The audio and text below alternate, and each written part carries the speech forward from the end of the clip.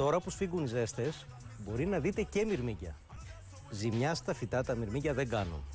Αλλά, άμα τα δείτε τώρα να περπατάνε σε τοίχους, στα δέντρα, στο πάτωμα της κουζίνας, μπορεί να γίνει ενοχλητικό.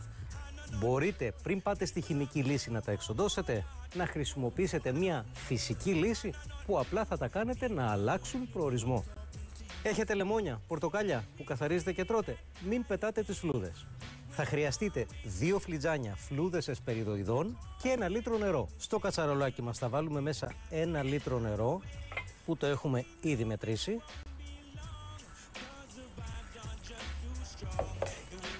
Και θα ρίξουμε τις φλούδες.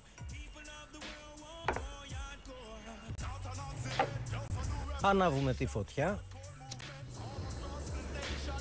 και αφήνουμε τη σούπα μας να σιγοβράσει για περίπου 10 λεπτά.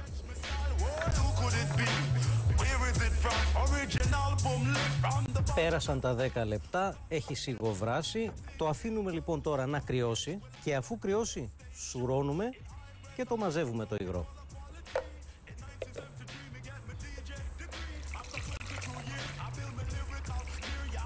Το διάλειμμα μπορούμε να το βάλουμε σε ένα ποτιστήρι και προσεκτικά να το αδειάσουμε στις φωλιές των μυρμηγκιών. Η μυρωδιά θα τα αποθήσει.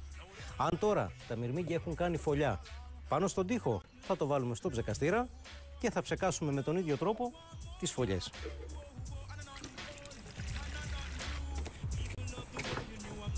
Επαναλαμβάνουμε τη διαδικασία κάθε 2 με 3 μέρες μέχρι να μην ξαναδούμε μυρμηγκάκια.